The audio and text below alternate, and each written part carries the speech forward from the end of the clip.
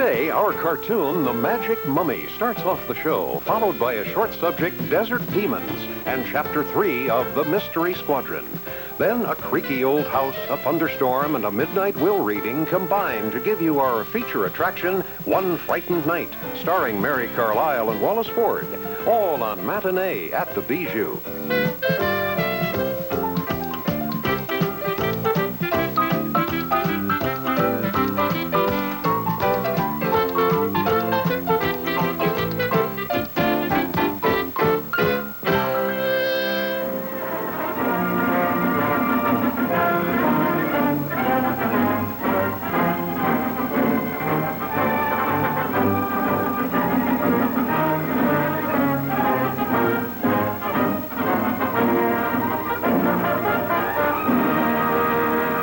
Miss Howard, may I present Sergeant Renfrew of the Royal Northwest Mounted Police, at the moment unmounted.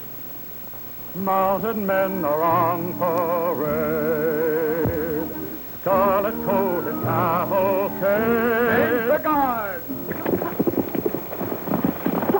Did you see his face when I told him he was making history? The first guy that ever took himself for a ride.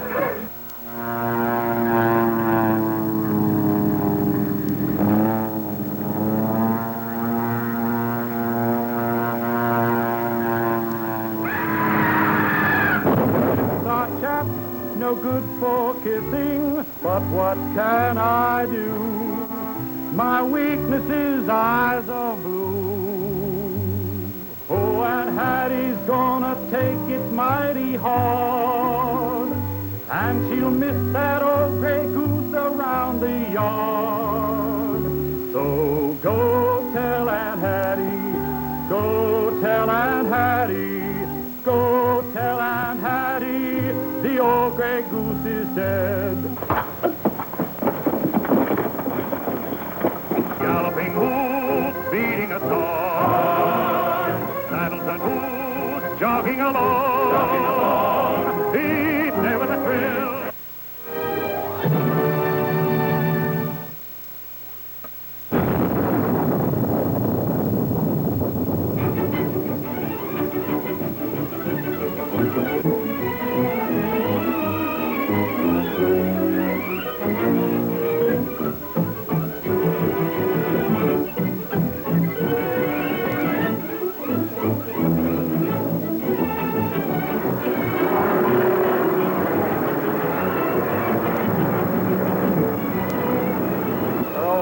The close to Israel. And half the picture business, sucker.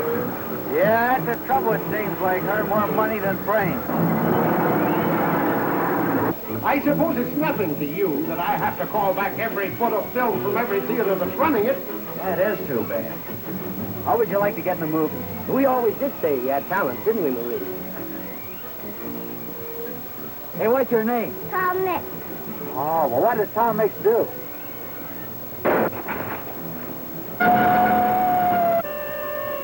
Marvelous. You bet.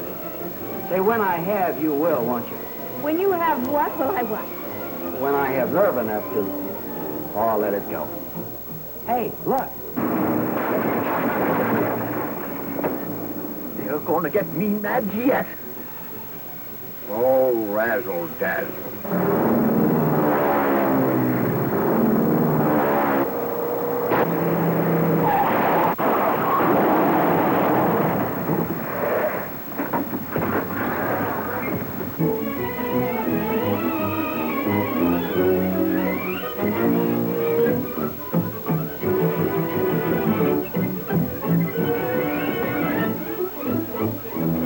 Here they come!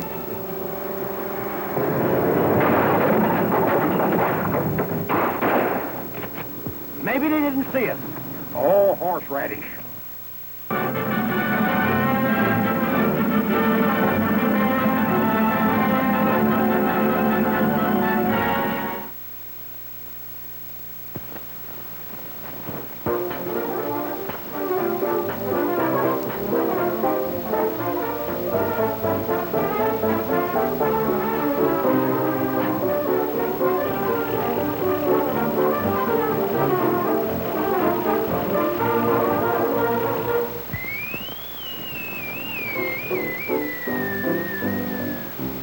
people in this lonely old world who are the loneliest three. The cop on the beat, the man in the moon, and me. Around the corner there's a party upstairs. Here on the corner are we. The cop on the beat, the man in the moon, and me. I go to my room and open the door. There's nothing but gloom. So I go to the corner to hang around some more. I watch the happy-looking couples go by. They're so in love they can't see. The cop on the beat, the man in the moon, and me.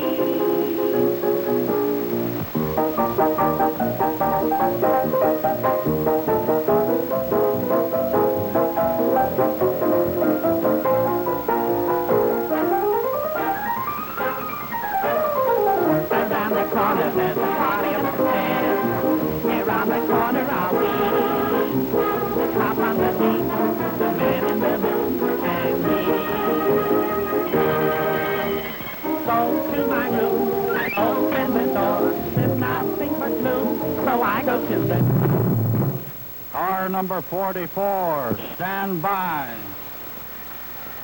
Car number 44, stand by. Another mummy has been stolen from the museum. Proceed at once.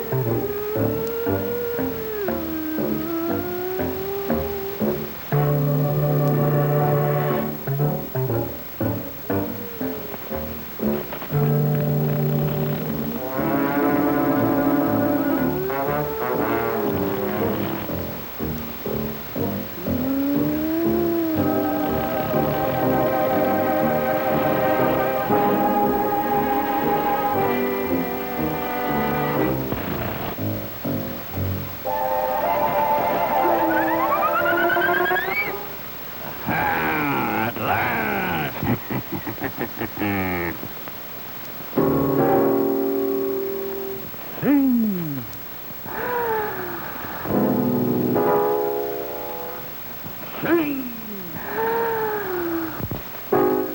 Sing.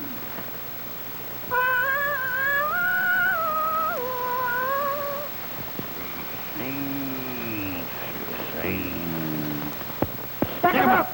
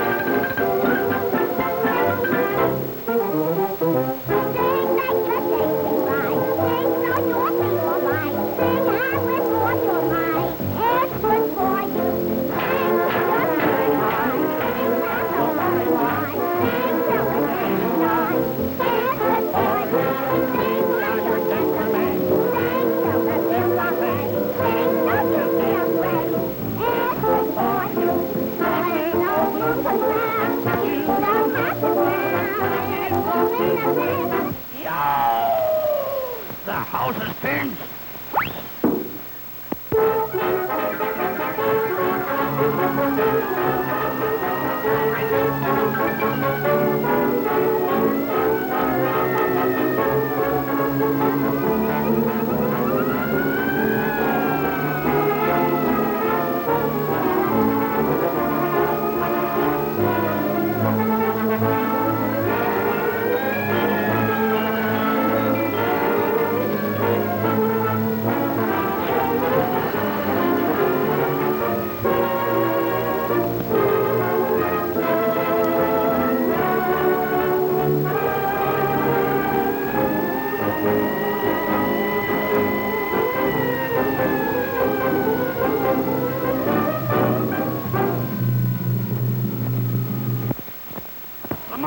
The mummy! The mummy!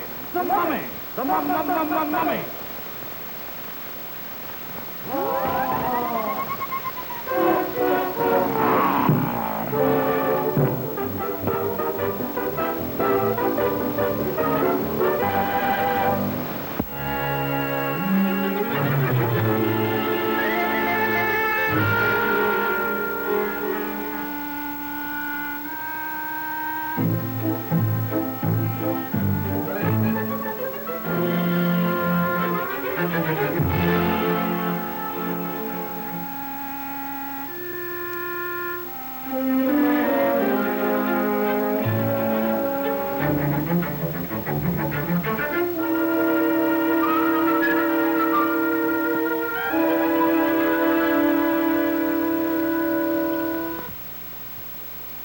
The American desert appears calm and peaceful. Lazy clouds are scattered throughout the firmament, and in every direction we see a monotonous splendor. As we contemplate this beauty, we are reminded of the animals of the desert. Where are they? Apparently there is not a living thing astir.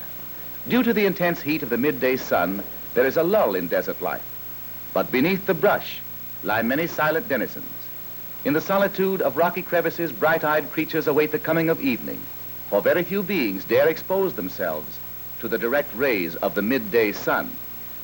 As the sun descends in the west, each creature seems to sense that now is the time for it to assume the fullest activities of its life. There is nothing quite so sticky as a piece of cactus, but the lizard doesn't mind, for there is a crawling creature approaching it. Quickly, it is snatched up and swallowed whole. The diet of most lizards consists almost entirely of insects. The king snake, a constrictor and the destroyer of reptiles. It is stalking a lizard. Finally, they come face to face. With the rapidity of lightning, the lizard is in the king snake's coils. Tighter and tighter they constrict, quickly crushing the life from this unfortunate lizard. The king snake also kills other reptiles. They are caught by it, are squeezed to death, and then eaten. It is rightfully named the king of American serpents. High up in the trees, a desert orb spinner is preparing its web. With the regularity of a weaving machine, each thread is carefully placed in a definite position. Let us carefully observe this remarkable process.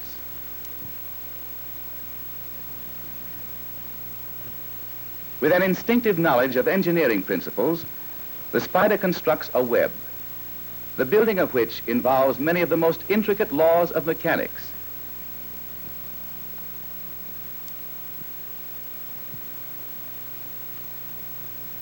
The substance forming the web is produced in a special spinning gland.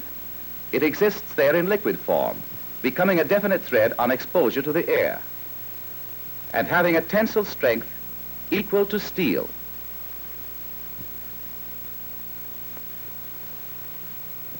After completing the web, the spider conceals itself. A flying insect is caught. The spider is notified by a strand of web attached to its foot, which shakes from the vibration of the web. On these strands are microscopic drops of glue which aid in holding the victim. The prey is seized and stung to death. Immediately, the spider begins wrapping it in the web so as to render it completely safe for its ascent to the spider's hammock.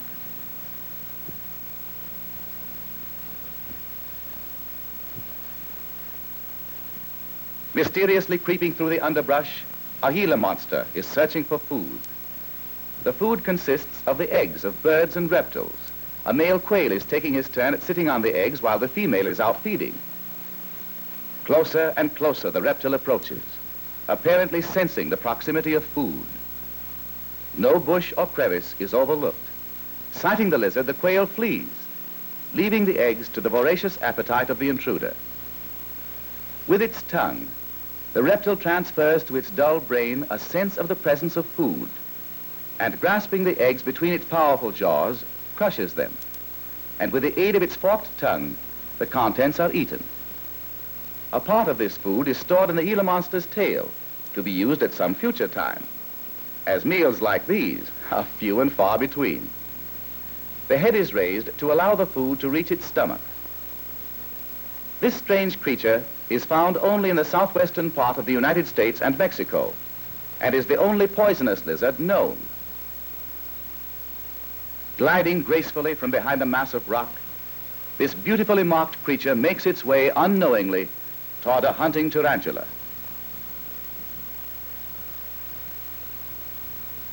The tarantula is dangerous because of the deadly poison within its body. The snake stops. It sees the moving object approaching its path. Presently, they are face to face. Quickly, the tarantula grasps the snake behind the head. With efforts to free itself, the snake constricts and lashes furiously. The tarantula's long fangs are deeply buried in the snake's neck, while issuing from the point of each fang, tiny drops of venomous liquid soon enter the snake's bloodstream. With renewed effort, the snake whirls and coils, vainly trying for a hold on the round, furry body. But the tarantula maintains its vice-like grip and continues to inject its deadly venom. The tarantula apparently knows that if it can keep its point of vantage, victory will be won. Therefore, it holds on tenaciously until gradually the snake's efforts to free itself become less frantic as the tarantula's poison reaches vital parts. It is strange indeed that circumstances often bring together in mortal combat two beings so different in form. The large spider will now subsist upon the snake, which in itself has always been the destroyer of other creatures. As the sun sinks behind the horizon, darkness shields from our view the ever-changing drama of nature. And creatures of the day close their eyes to what goes on throughout the desert night.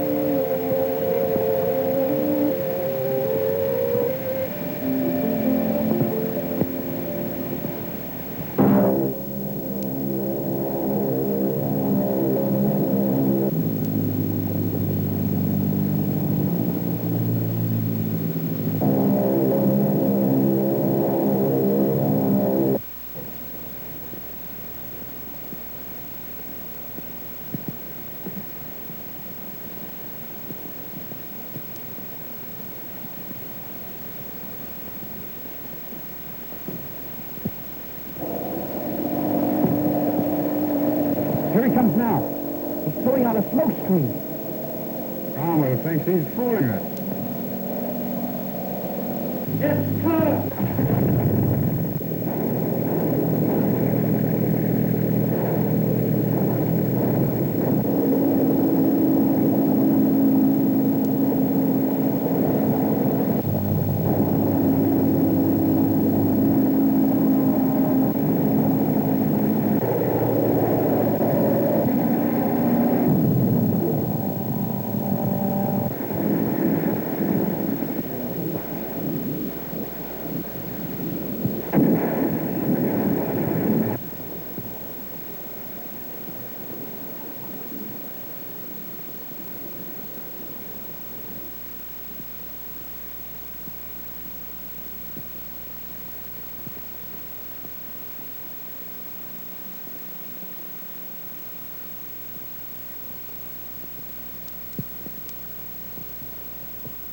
Still alive, and there he goes. If he gets away, the secret of our cave is out.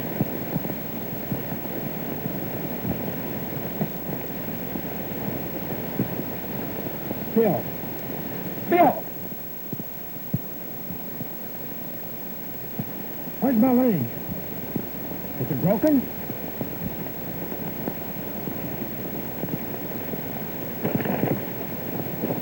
No, I guess not. Just fell a little.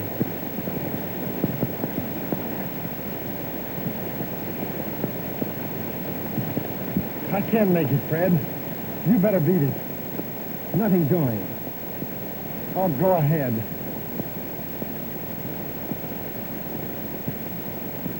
I've got it. Get out of that suit. What good will that do? You'll see.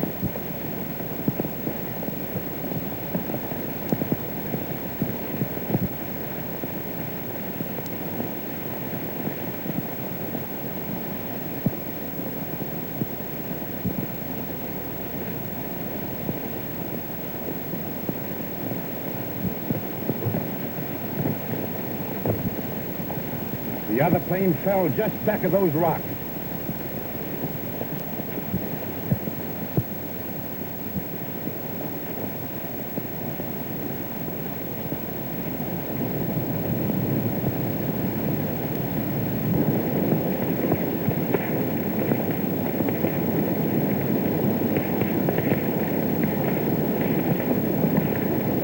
Quick, before that gas tank explodes.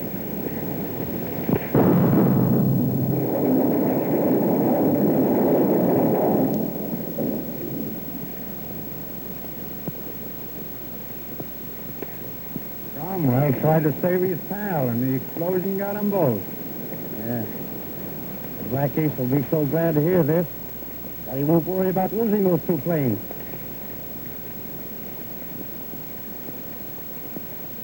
Oh, you sure put it over on. Tell me, how did you get away from them? Oh, that was a cinch. They got a radio message from the Black Ace that you was coming. The Black Ace? Well, how could that be? When I left San Juan, the sheriff was holding him prisoner. The Black Ace, a prisoner? Who is he? Collins, the superintendent of the dam. He had a bullet hole in his arm right where I saw the Black Ace get shot. We're going back to San Juan right now and question him. Step this way, Collins. Yes.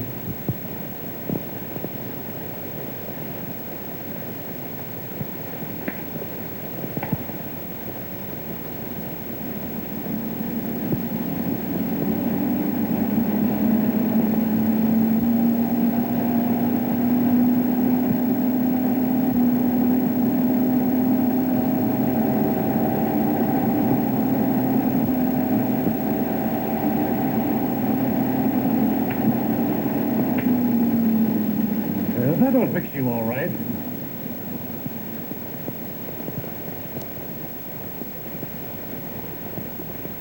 All through? Yes, I'll come over to the jail in the morning and change the bandage. I can't see! Stop him, Doctor! Stop him! I can't. I'm blinded.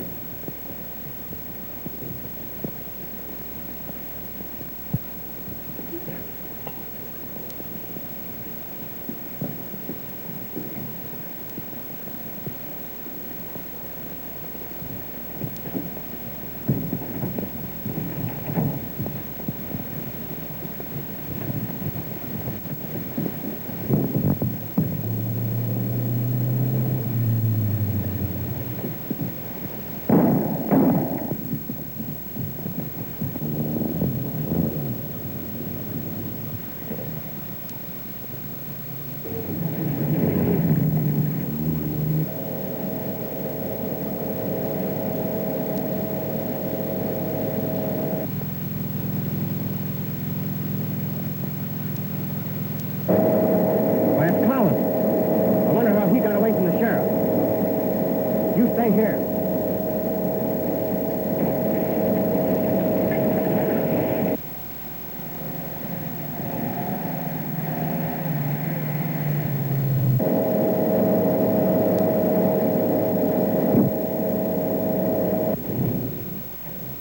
What's the idea? How did you get away from the sheriff? He had nothing to hold me for.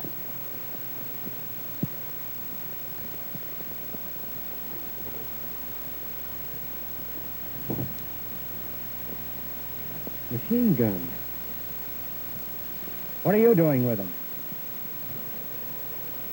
Well, not that it's any of your business, but I'm taking them to Gray's construction camp. You might get away with that, Collins, if I didn't know that you're on the wrong road. I'm taking you back to the sheriff. Drive up there and we'll pick up my pal. Please listen to me, Dad. You're not well enough to get up.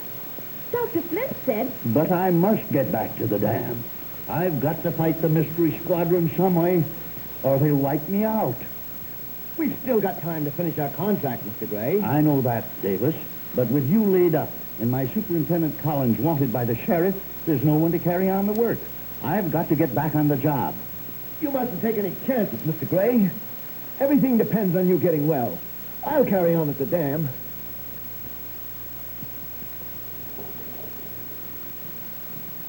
That's splendid of you, Mr. Davis. But you're in no condition to go back to work. I'm afraid you're right. I guess I'd better get back to my room. Come in.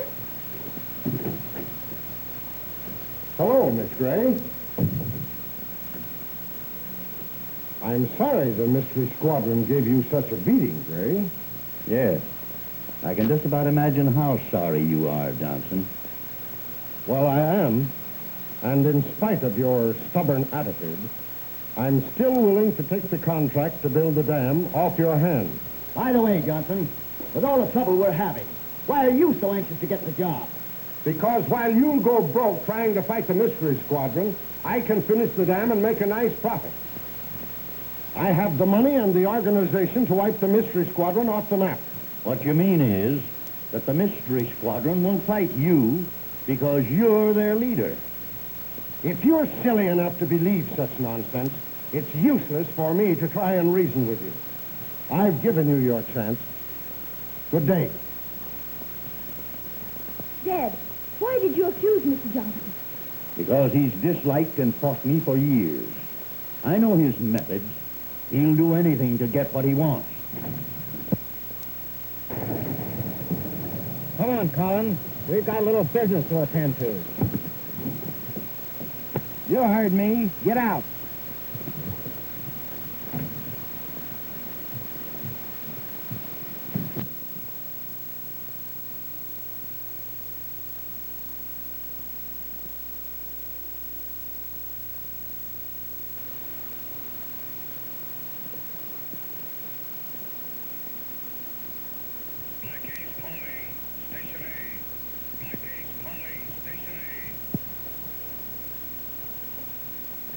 Station A. Bracken standing by. Yes, Chief. We discovered the trick, and Carter's after him. He ought to be there by this time.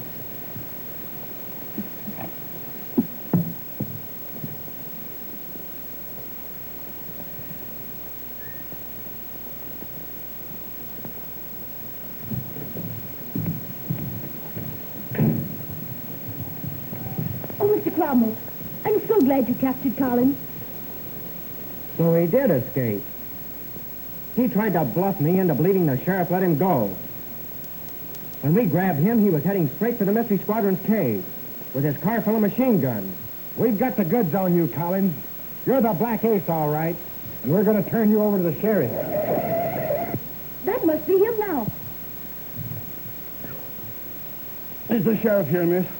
I've been looking all over for him. No, but what's the trouble? Why, a man broke into the express office and stole a shipment of guns.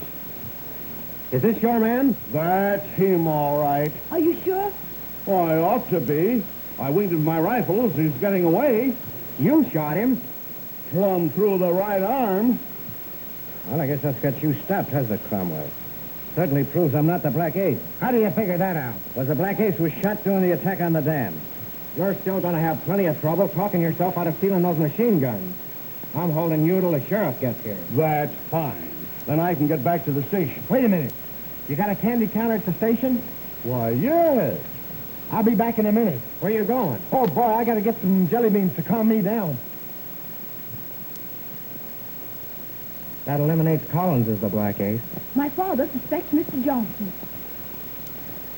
So do I now. I'd like to talk to your father. Let's go to his room. I know he'd like to question Collins.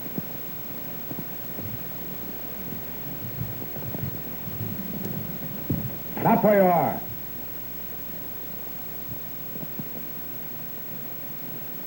Beat it, Collins. You're going with me, Cromwell.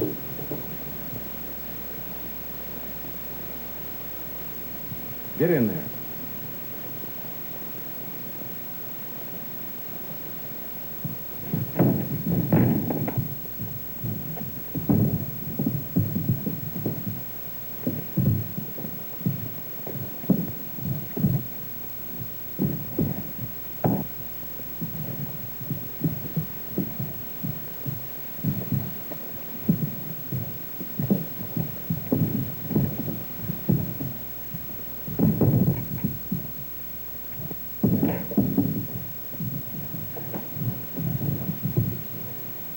Get up. You've got a lot of explaining to do.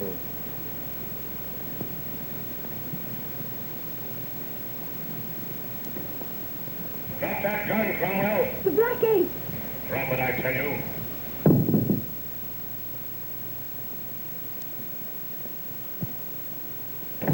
If you value Miss Gray's safety, you won't try to get away again. Get going, Cromwell. Not that way.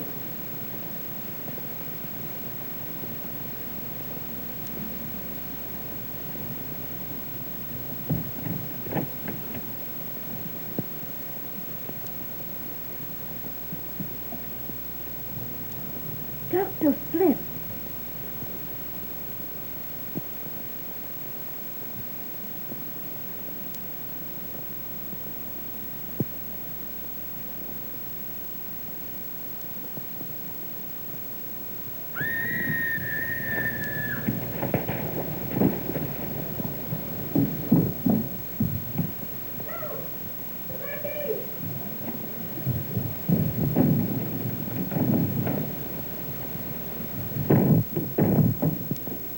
What was that scream?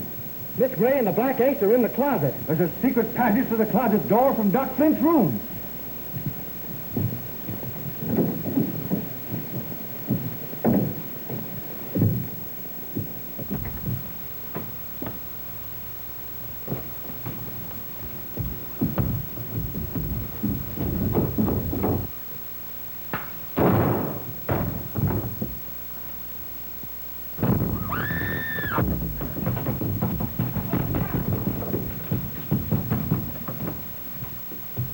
Bill, take care of Miss Gray. I dropped a pair of glasses. See if you can find them.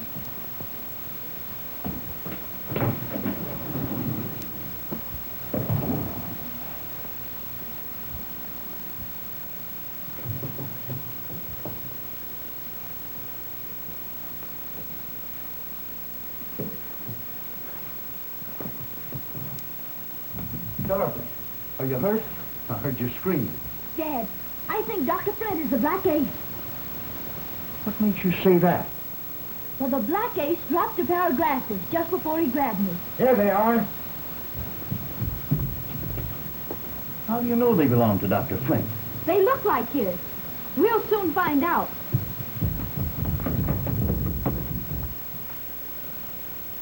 How did I... Somebody must have hit me. I heard a noise and I turned from my work. And that's the last thing I remember. Can I get you anything, Dr. Flint? Where's my glasses? Have you seen them anywhere? Here they are, Doctor. Thank you very much. There, that's much better. Where did you find those glasses, Miss Gray? In the closet downstairs, where the Black Ace dropped them.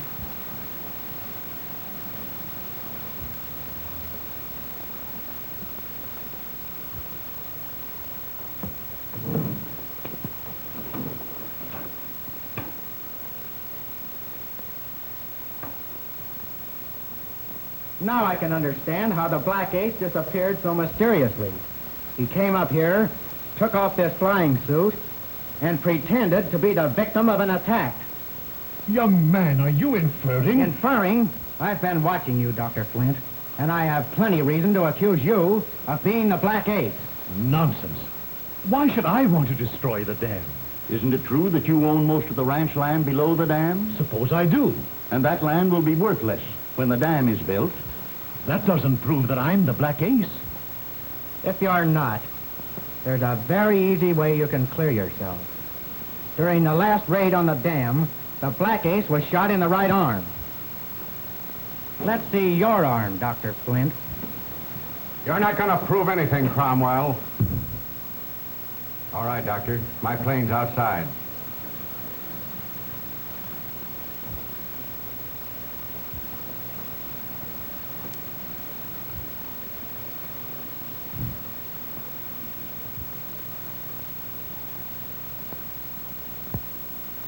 There we are.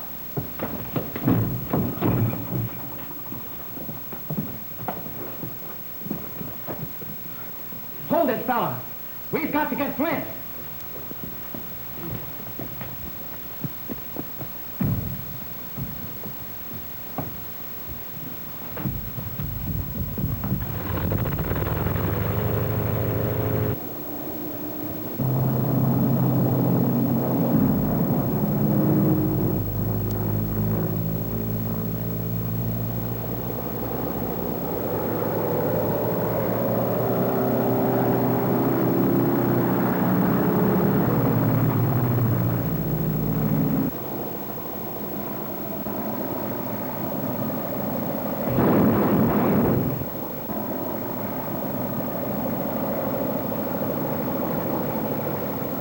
Scaring to him. How? This plane's got one of those flamethrowers.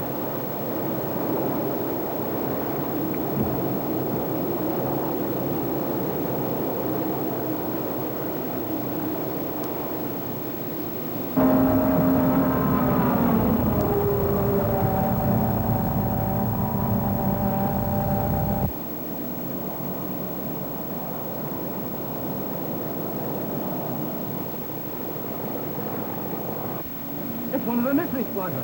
And it's Miss Gray's plane they're chasing. It sure is. They're trying to burn it. They're forcing her down. Get your guns, men.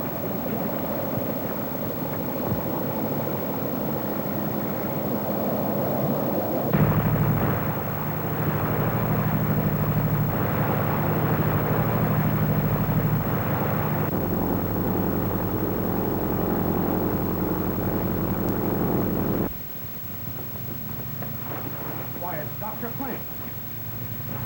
Don't worry, Doc. We'll take care of those mystery flyers.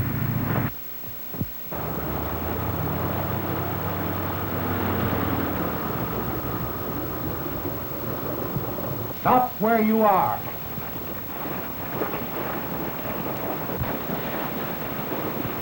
You got a lot of nerve coming here. A couple of mystery flyers. We're not mystery flyers. We chased Dr. Flint here. Yeah, we saw you try to burn him up with one of your flamethrowers. But he's the Black Ace. He stole Miss Gray's plane.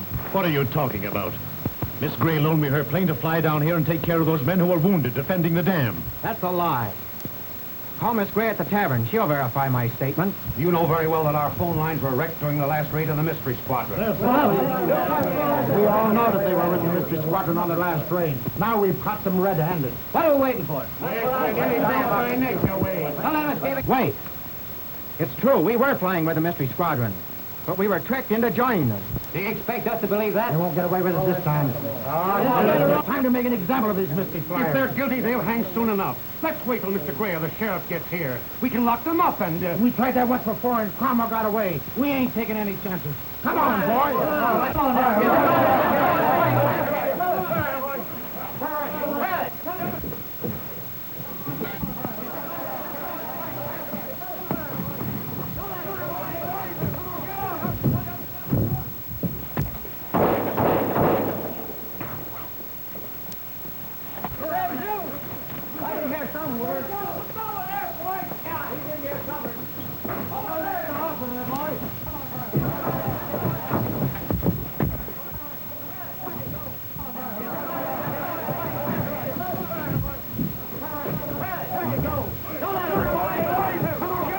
there.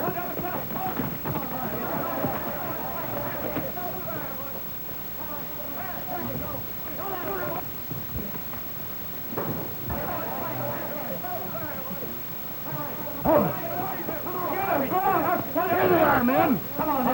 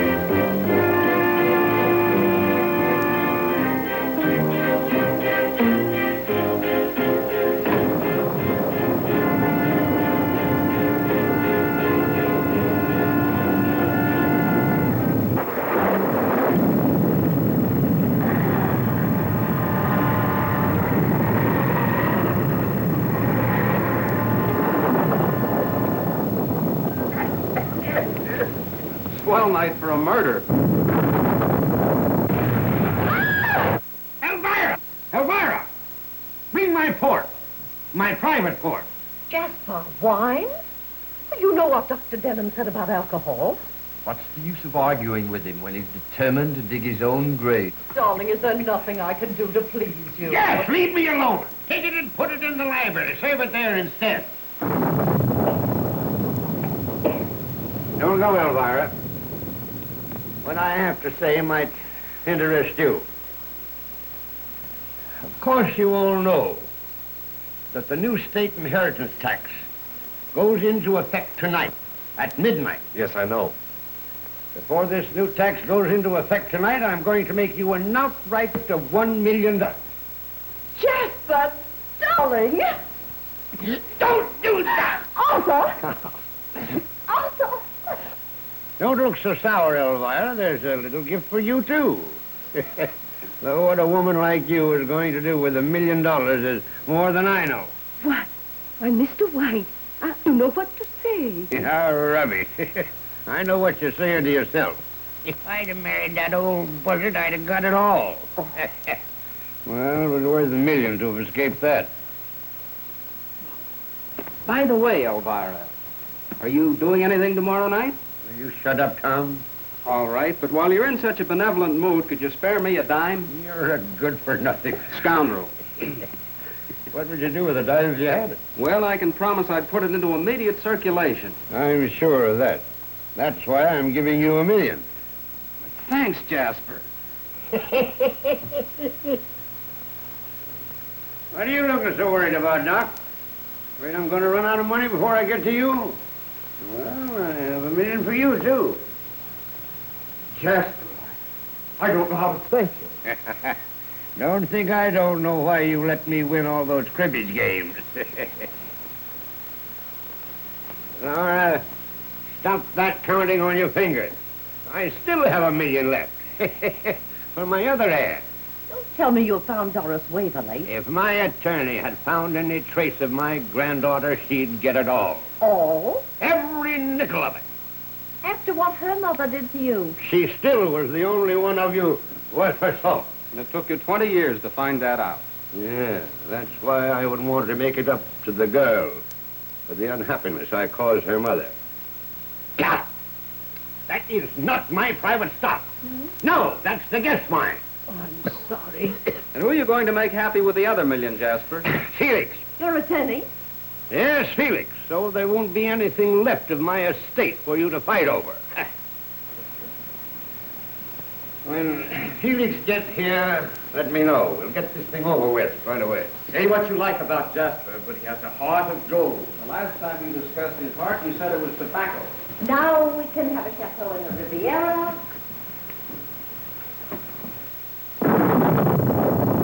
Is that you, Felix? Yes. It's a nasty night, Jasper. Who's that with you? Doris. Doris Waverly. Jasper, I found your granddaughter.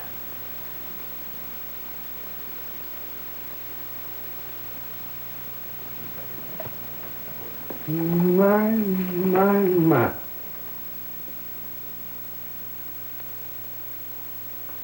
So, you're Doris. Why didn't you come to me before? I never thought you wanted me. Not until I saw Mr. Felix's advertisement in the paper.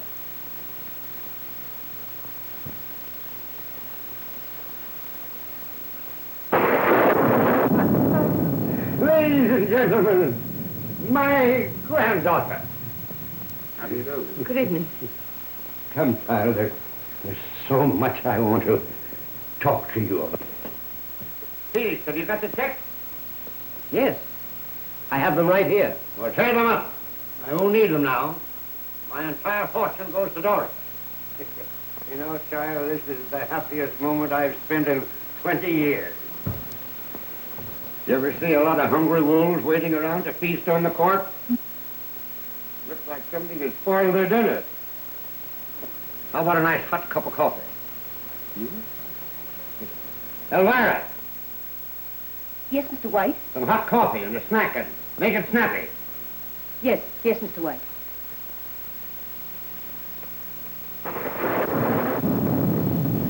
You like it? Like it? I love it. After some of the places I've lived in, it's paradise. It hasn't always been easy for you, has it, child? Not always. But that doesn't matter now. You could have come to me before this. Mother wouldn't come calling. Neither would I.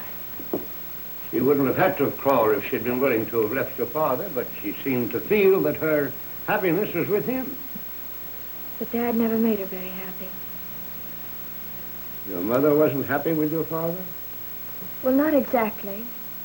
But really, I shouldn't feel the way I do about him. After all, he was my father.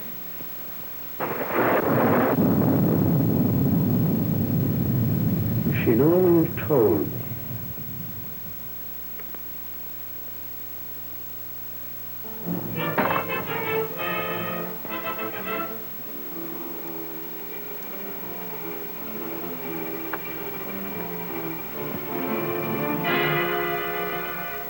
What are you going to do? Do you want everybody in the house to hear you? Arthur! Don't do anything foolish. Just shut your mouth. Before I shut it for you. If there's anything else you want, just ask for it. Oh, you're a dear Granddad. Oh, tiddlesticks. I mean fiddlesticks. I'm an old grouch. But who wouldn't be with a lot of mummies walking around? Thanks, Elvira.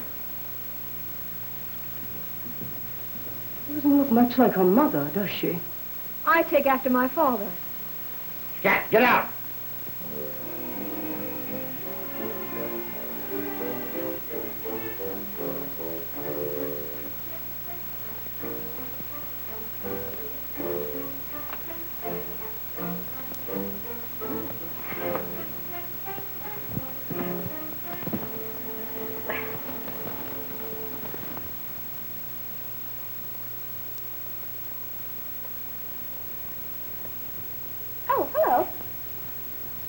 Where did you come from? Well, I tried ringing the bell, but I couldn't stay out there in the rain all night. Do you know where you are? Are you one of the whites? Well, would you hold that against me? No. Which one are you? Well, I'm the one that's no good. That's a fact. Jasper always said so. I have all the weaknesses and none of the virtues. Probably do what Jasper always said, wind up with a tin cup in my hand. Well, you don't look as though you were suffering. Well, you don't know the half of it. I just lost $1 million like that. Poor boy. Tell me, how did it happen? A woman made a sap out of me. They're always making a sap out of me. Or trying to. That's another one of my weaknesses. I won't take advantage of you. Thanks. From now on, we whites must stick together. Just who did you say you were? Doris. I'm Jasper White's granddaughter. You're who? Doris Waverly. Well, this is going to be interesting. You have no idea. Well, I suppose you are surprised, but... Yes, I am, but not nearly so surprised as Jasper's going to be. Hey, listen, by the way, when you put on your act for him, it better be a good one. I don't get you. Well, you see, I happen to know you're not Doris Waverly. I saw you in Boston last week in an act at the Regent Theater. Oh, you should caught us in Springfield. We brought him there, too. Here come two gentlemen who'll enjoy meeting you. Dr. Denham and Mr. Felix. Gentlemen, Miss Doris Waverly. How do you do? How do you do? Is this some more of your perverted sense of humor, young man? It's not my idea of a joke. I can think of funnier things than belonging to the Jasper White family. As Mr. White's attorney, you'll understand my interest in your unexpected appearance, Miss Waverly. That's okay with me. Where'd you come from? Boston. Just played a week at the Regent. Too bad you didn't catch the act. Do you good to relax. An actress, eh? What brought you here? The great Laval. Who? Joe Laval, my partner in the vaudeville act. We ran out of gas down the road. He ought to be here any minute. Pardon me, madam. What are you made up for, Lady Macbeth? What do you want? In case you have to know, I'm seeking the whereabouts of one Doris Waverly. Who are you? Don't you know who I am? I am the master of legerdemain. The great Laval, the world's greatest magician. Prestidigitator. Now you see it, and now you don't.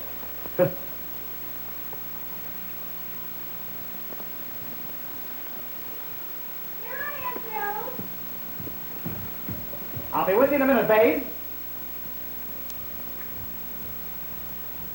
Say, what kind of a one-night stand is this we've walked into?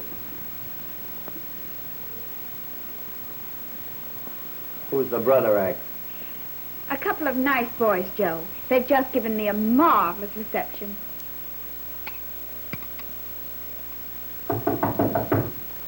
Come in. Excuse me, Jasper. Well, what do you want? There's a surprise package waiting for you downstairs. She calls herself Doris Waverly. What do you mean? That's ridiculous. I'll be right down. Why should anyone want to impersonate me? There's a very good reason, but don't you worry about it. Sheriff, you'd better come over here right away.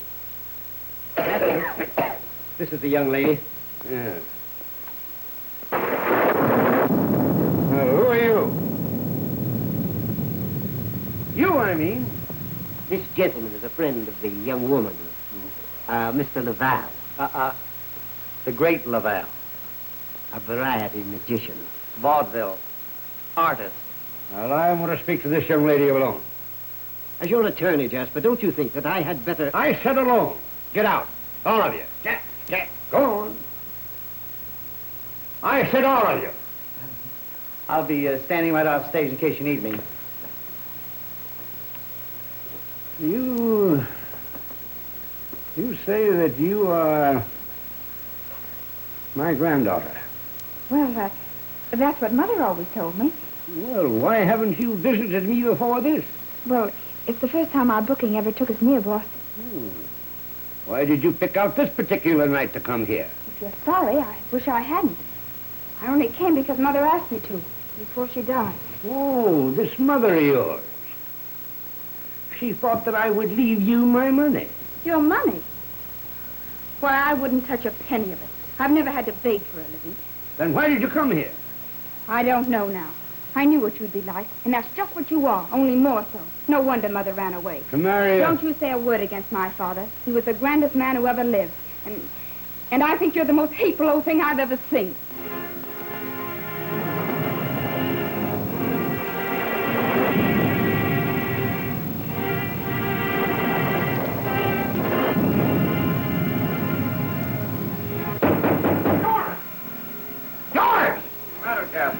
This door wasn't locked when I left here. Go on, bring it over.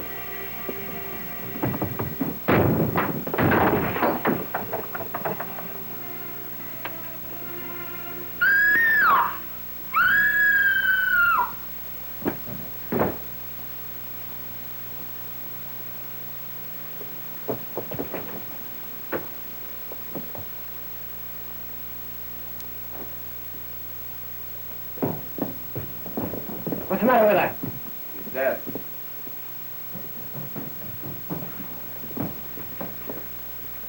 Well. She must have died instantly. How? Poison. There's no doubt about it. One of the deadlier ones. She has all the usual symptoms. But why should she kill herself?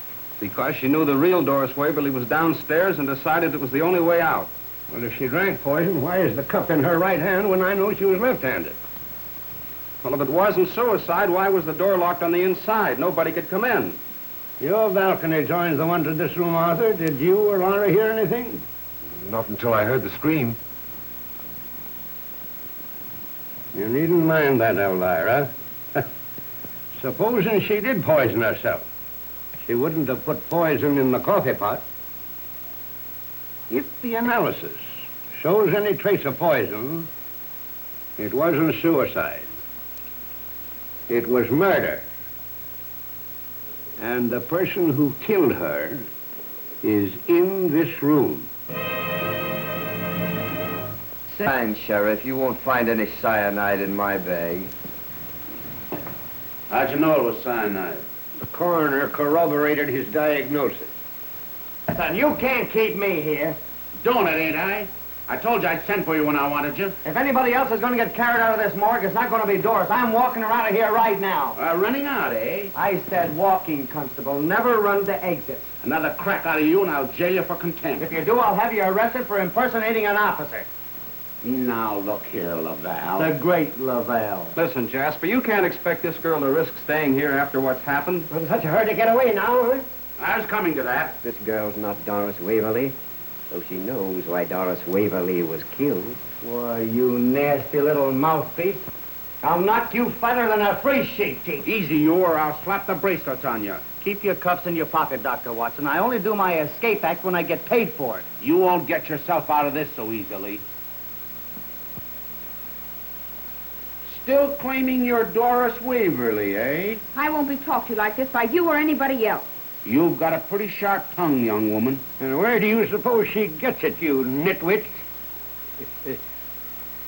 She's her mother all over again. Come here, child.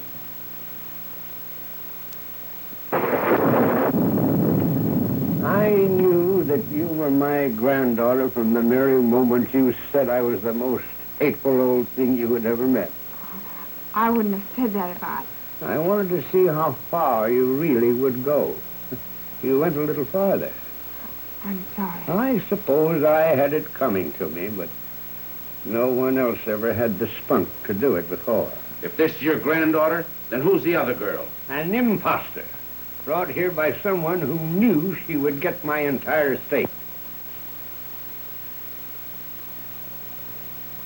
Oh, it's you. Give me another piece of paper, will you? Thank you very much. Just one. Some tobacco.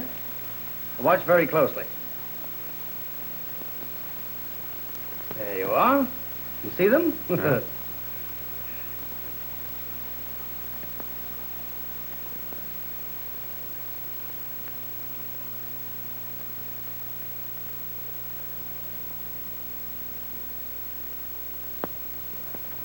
I've told you the truth. I believe you, Elvira. Sure.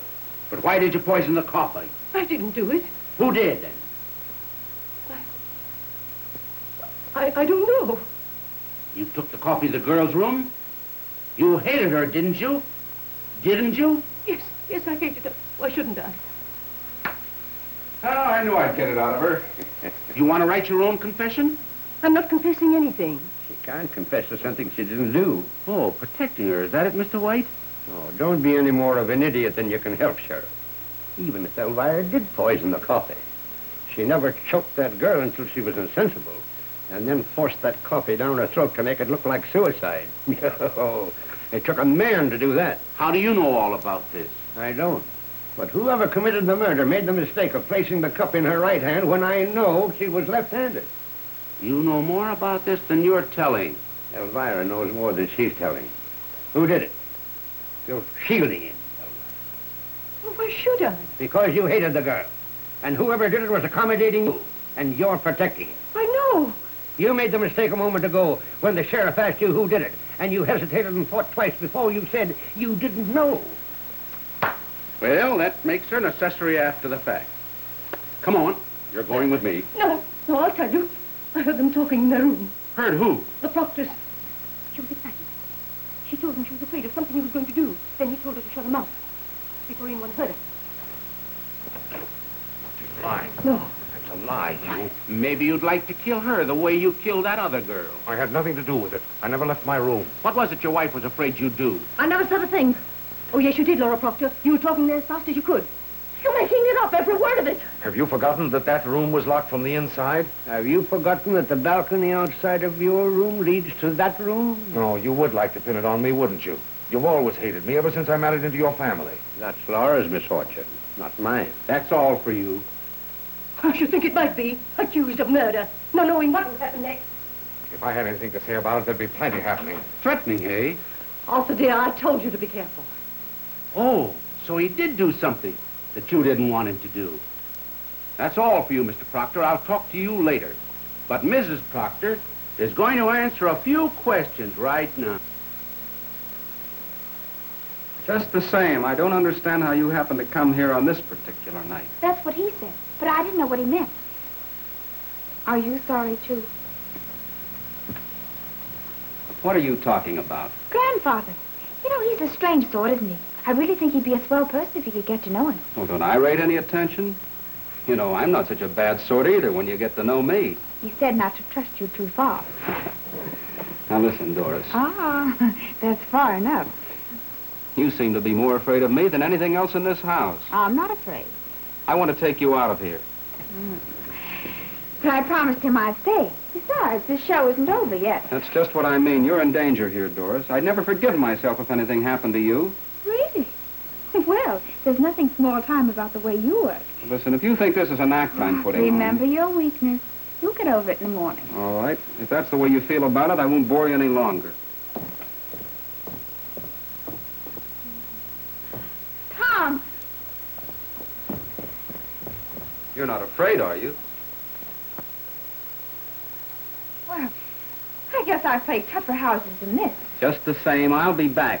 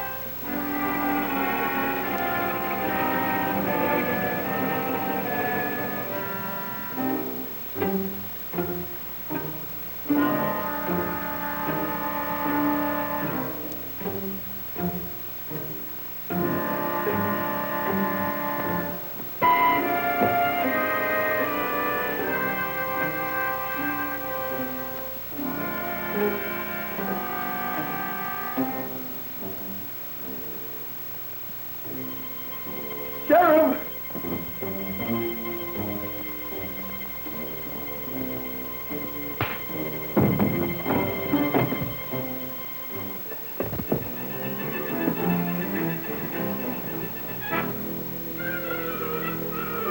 Hey, stop! Oh!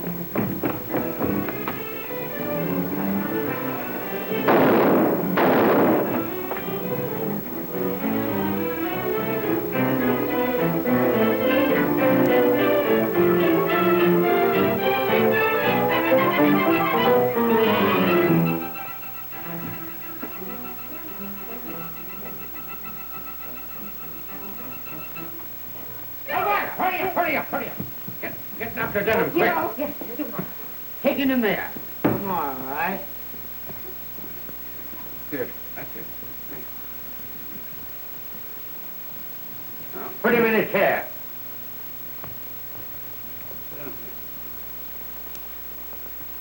Hurry up. Here, don't waste it. Jasper. There now, you're all right. What happened? You're a detective. You tell me. Well, it wasn't human. Wasn't any face like you ever see before. Must have been the sheriff's. What are you talking about? I got in the hall just in time to see it disappear into the dining room. I followed it outside and took a shot at it, but it just kept on going. Then I stopped to look around, and there it was, that face, looking like something the devil let loose. I saw it, I tell you. It reached out to grab me, and before I could fire again, it was gone. Go away. What happened to him? Where were you when the billing fell on me? Someone evidently tried to murder Mr. Lavelle. Too bad they didn't make a good job of it. Maybe someone else in this room has a bag of tricks. Someone who took that poison dart from Mr. Lavelle to conceal the evidence of another attempted murder. How did you know it was poison? An Amazon blowgun has no other effectiveness. You'll find that blowgun was stolen from my trophy room. I didn't see it when I left Doris there. Where did you go when you left her? To my room. When I heard the shot, I ran back to the trophy room, and Doris wasn't there. I'd gone into the hall. Something frightened me. It must have been your shadow that startled me. That dart was meant for you, Doris. But somebody muffed their cue this time, and we're not waiting for another rehearsal. Come on. You stay right here. I thought I told you not to leave her out of your sight. And just where were you during all this, Proctor? In his room. Yes. Arthur never leaves his room. I'm going outside and look around. I want everybody right here when I come back. Abner. Yes, Chief. See if that blowgun is missing from the trophy room. Find it if you have to search every room in the house. But it can't be one of them. That face. Well, go on. Don't anybody leave this room. Wait a minute, Father Vance. I'm going with you. I don't need your help. Yeah, but if anything happens to you this time, I want a front row seat. This door hasn't been unlocked in 20 years. My money. Took a stubborn old man a long time to realize he was wrong.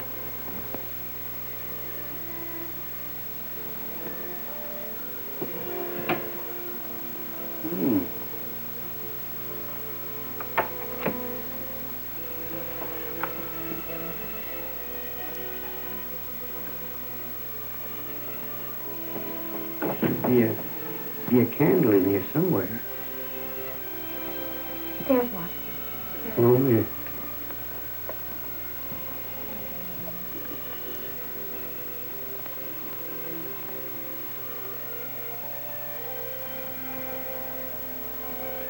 Yes, you're like her. Just like her. I almost wish you hadn't let me see the room. Like this. It's going to be as it used to be, now that you're here.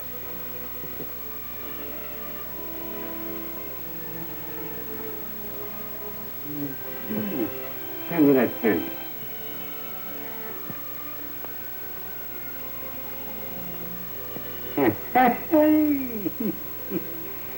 Just as I thought.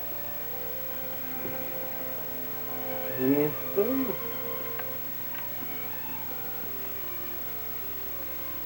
Someone stole those letters out of this trunk to prove that girl's identity. How do you know they weren't forgeries? They disappeared from Mr. Felix's briefcase before you saw them. That's why I made them disappear. You? Yeah, to find out if they were genuine. This clinches it. And I blamed it on your attorney. He's possibly blaming it on Dr. Denham.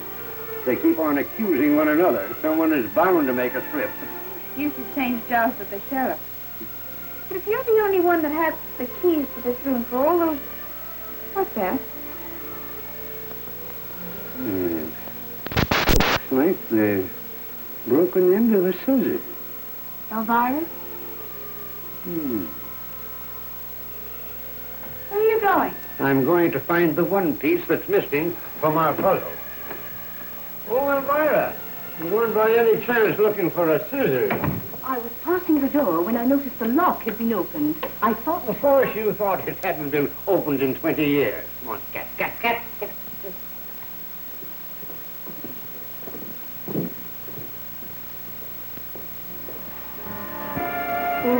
That face. Why don't you wear a cowbell? No wonder that face of yours scared Abner. What are you doing here? All right, I'll bite. What am I doing here?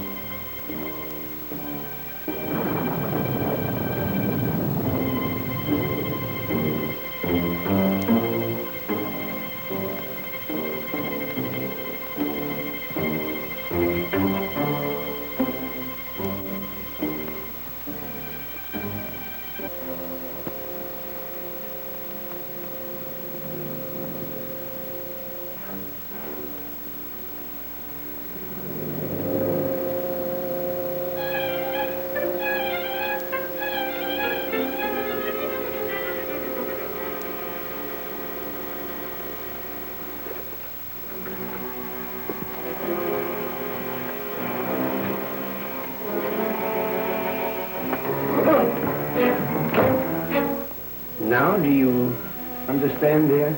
Yes, I think I do. These belong to you. You might like to look them over for a while.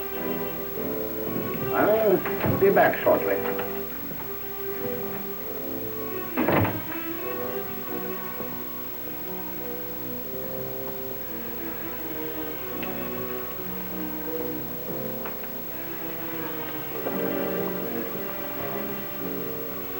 From the first moment we met, I knew that life could never hold anything else for me.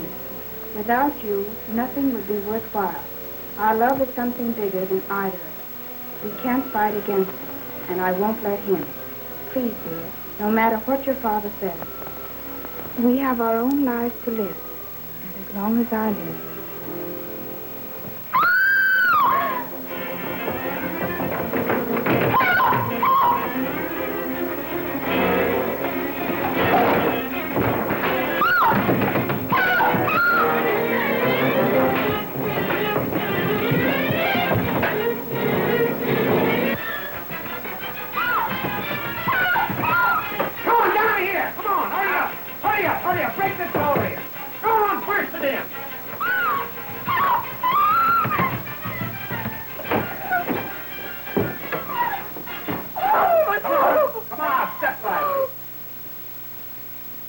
Stick him up.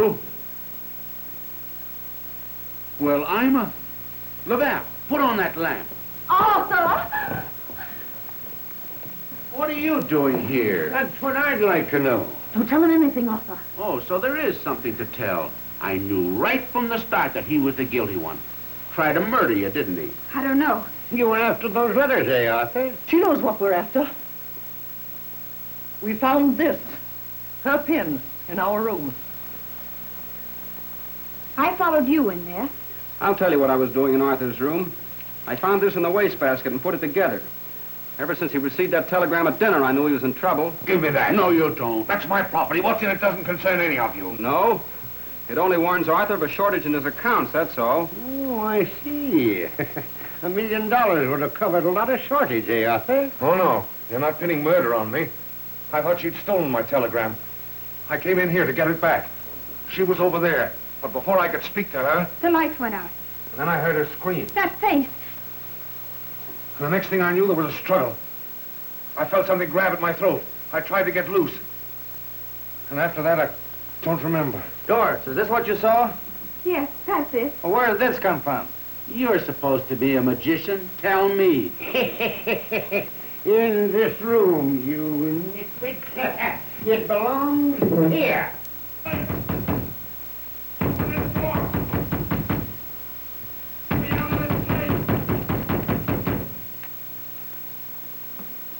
Where's Fondine? Why, I... Sheriff! Sheriff! In here, Abner. I just found this in his golf bag. I did like you said, Sheriff. Started in this room and went down the line till I got to his. Just got my hands on this when he walked in behind me and made a grab for me. He was locked in the closet when I found him. You and I are taking a little trip to headquarters. Abner, give me them bracelets. Oh! Stop it! Stop it! Stop it! You'd better stay in here, Miss Waverly. You might get hurt. Come along, let's go to our room.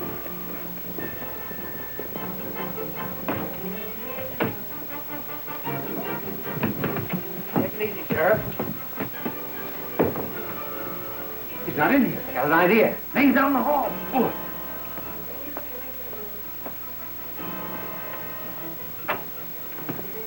Where'd he go? He didn't come out here. That's funny. Maybe a little light would help you, Sheriff. Looks like he's a better magician than you, Laval. Could have climbed down that balcony, wise guy. Sure, I was coming to that. Abner, Yes, Chief. go on that balcony and take a look at that other room. See what you can find. Say, Laval, are you trying to tell me my... Laval! Laval, where are you? Doing some of your work, Hawkshaw. What are you doing in there? Not what you think, Sherlock. Say, don't you think I've got enough trouble not keeping track of you? I don't know, have you? Didn't see anything, Chief. Don't do that. Come on, Abner. Come on, Laval. We haven't got any time to play games. Laval! Laval!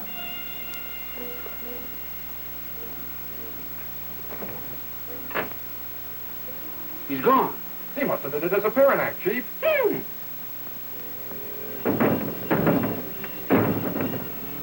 That guy ain't no magician.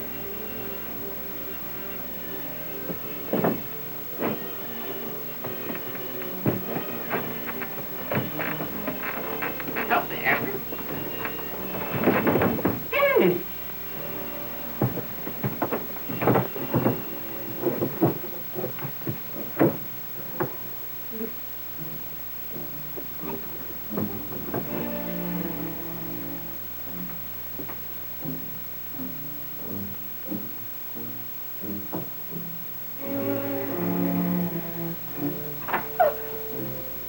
Oh, you frightened me.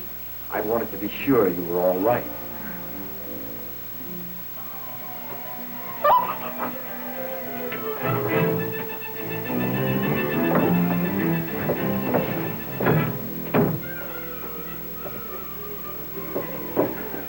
Doris, you must believe me. If I hadn't taken you out of that room, he'd have got you to whoever he is. He'd risk it. I do, Tom. Look out, Tom!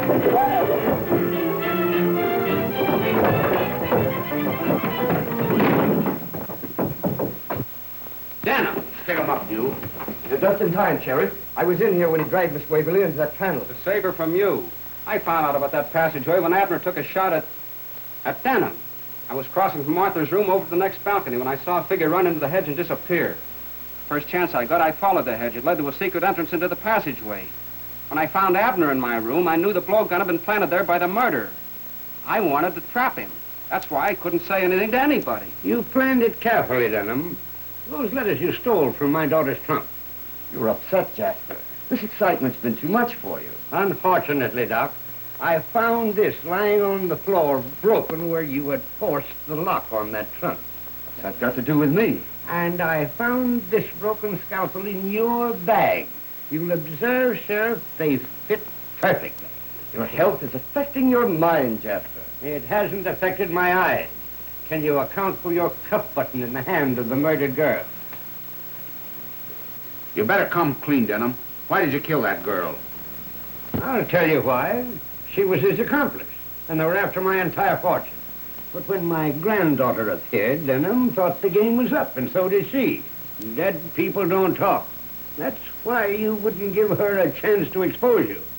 The first mistake you made was when you put poison in the cup to make it look like suicide. The second was when you let me win all those games at cribbage. Come on, Denham, I'm taking you to headquarters.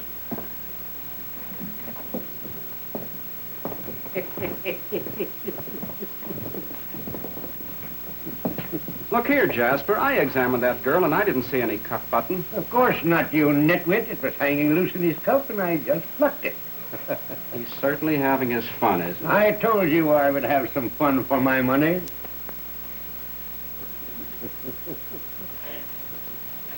Arthur, we might just as well go home. Elvira will take your bags to the car. Felix, you go with him. Arthur will need a lawyer now. As you say, Jasper. And you stop that sniveling, or I won't give you the money to cover Arthur's shortage. Jasper, darling! Don't do that! Arthur! Elvira, I saw you take something from the doctor's bag. What was it? Pardon me. Just soda mints.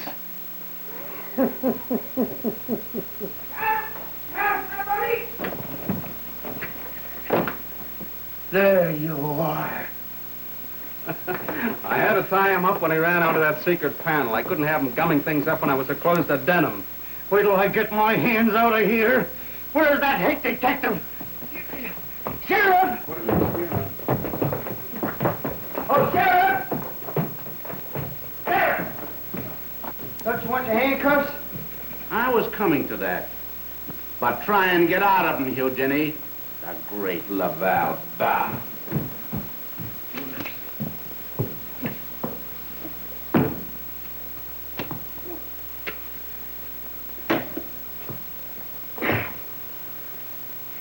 Doris! We gotta break in a new act. That's what I'm doing.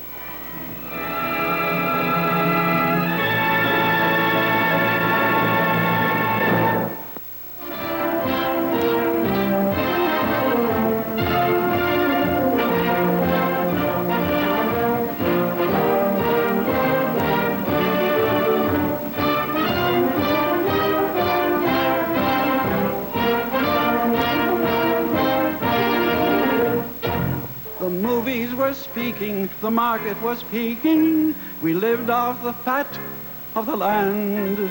But the banquet was ending, a plague was descending, the day of the locust at hand.